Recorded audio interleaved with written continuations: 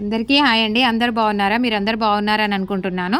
ఈరోజు మేము ఉప్మా రవ్వతోని వడియాలు తయారు చేస్తున్నాము. దానికి కావాల్సిన పదార్థాలు జీలకర్ర, తెల్ల నువ్వులు, ఓమ, 1 గ్లాస్ ఉప్మా రవ్వ, తగినన్ని వాటర్ కావాలి, ఉప్పు, వంట సోడా.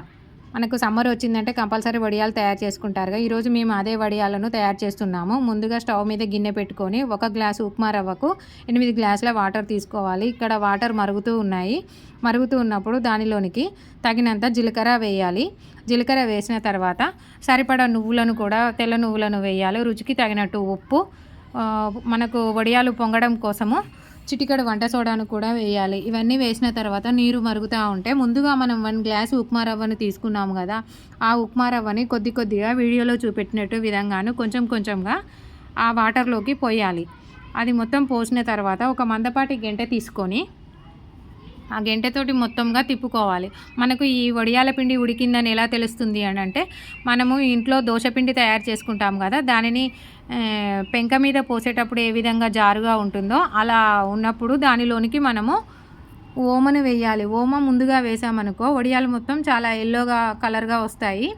తర్వాత వేస్తే కొంచెం కలర్ తక్కువగా కనిపిస్తాయి. ఇక్కడ వడియాల పిండి మొత్తం దగ్గర పడుతూ ఉంది.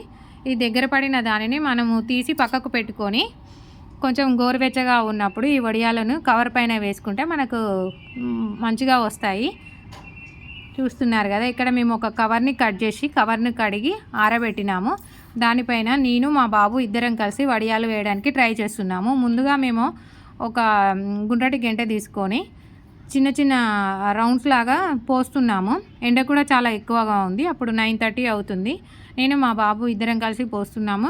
ఈ వడియాలు అనేవి 2 డేస్ ఆరిన తర్వాత ఒక స్టీల్ బాక్స్లోనూ పెట్టుకుంటే మనకు 1 ఇయర్ వరకు నిల్వ ఉంటాయి. మనం పప్పుచారు అట్లా చేసుకున్నప్పుడు కూడా ఈ వడియాలను చేసుకోవచ్చు. ఈ వడియాలను మీరు అందరూ ట్రై చేయండి, ఈజీగా వస్తాయి. అదే మనం కాటన్ శారీ మీద వేసామనుకో అవి మొత్తం అతుక్కొని పోతాయి. మళ్ళీ వాటర్ చల్లి తీయాలి. ఇట్లా కవర్ మీద అయితే తొందరగా వస్తాయి. ఫైనల్గా మేము వడియాలన్నీ వేయడం జరిగింది. భలే కనిపిస్తున్నాయి కదా, మాకైతే ఇవన్నీ చూస్తే భలే అనిపించింది. దాదాపు ఒక 100 వరకు అయినాయి వడియాలు. ఇవి ఒక 2 గంటల తర్వాత ఆరిన తర్వాత ఒక 60 to 70% మనకు ఇట్లా కవర్ పైన లేచినట్టు కనిపిస్తాయి. ఇప్పుడు చూడండి, ఇక్కడ అదే విధంగా కనపడుతున్నాయి. ఇంకొక 1 అవర్ అయితే మనం కవర్ నుండి ఈజీగా తీసి ఎండలో ఒక 2 డేస్ ఆరబెట్టిన తర్వాత వడియాలను మనం బాక్స్లో నిల్వ ఉంచుకోవచ్చు. ఎండ కూడా చాలా ఎక్కువగా ఉంది, తొందరలోనే ఆరిపోతాయి. ఫైనల్గా కవర్కి ఉన్నాయి మొత్తం ఊడి వస్తున్నాయి. నేను అవన్నీ తీసి ఒక స్టీల్ బేషన్లో వేస్తున్నాను. ఒక 2 డేస్ ఆరబెట్టిన తర్వాత మేము ఒక బాక్స్లో నిల్వ చేసుకుంటాము. మీరు కూడా ఈ వడియాల రెసిపీని చేయండి.